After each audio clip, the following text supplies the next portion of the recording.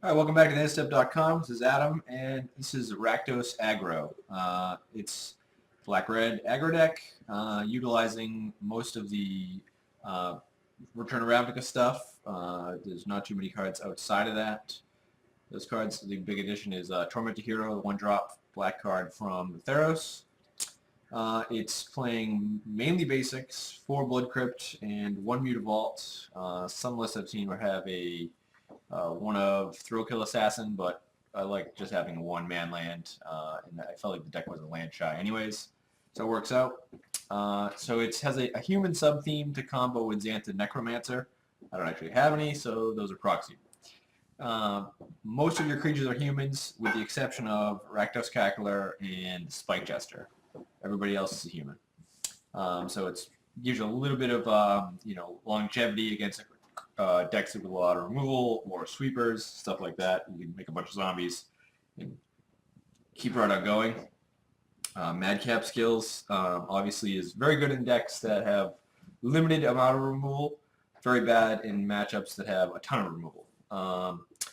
Because they're easy to get 2 for 1. So any of the green matchups, mono blue, stuff like that, it's pretty good against because it's tough for them to block. You just get a ton of damage in on your 1 and 2 drops. Just so much damage, 5 to 6 damage. And then you have 2 Doom Blades to just solve like most of the bigger creatures. Kills Master Waves, which is very relevant these days because obviously Lightning Strike is pretty silly against that card.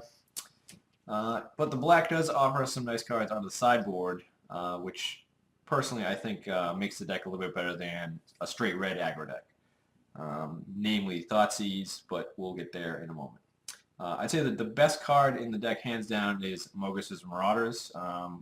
Even when we did our set review, we both really liked that card then, and we even said then that it was like a card that could be in an aggressive deck similar to this. So I was happy that we kind of got that card right because it's a good card. It just makes most creature matchups just these blowouts where you just like play Marauder and win on the spot. You just hit them with all your guys. They think they stabilize because they're hiding behind like a bunch of walls or Luxodon Smiters or whatever, and you just like, oh, you can't block this turn, and you dead. So he's one of the main draws to play this card. He's very, very good. All right, we'll pause and come back to the sideboard. All right, here we are with the sideboard for Rakdos Aggro. The number 1 card, like I said, in the deck for the main deck was Thoughtseize. I think the card is still excellent right now. It just does so much for different kinds of decks. In this deck, it's basically you play it a couple guys, you play a Thoughtseize, you take a card out of their hand, which basically can save them from dying because you're going to apply early pressure.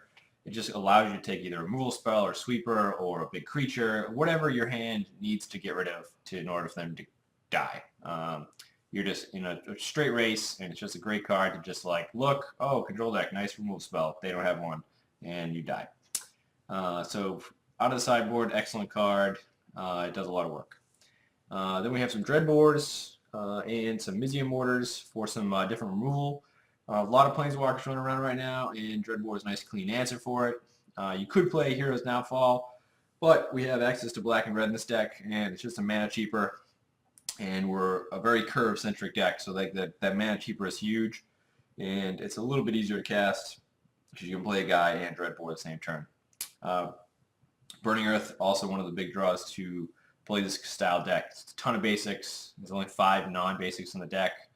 And control decks just really have a hard time beating that. If they can't have Detention Sphere right away or Guard Charm right away, they're just going to be taking so much damage off that card that, it was good last standard season, and it'll be good again if people still play 3-color decks, and people are still playing 3-color decks because you get to play a lot of powerful spells, so it's very appealing.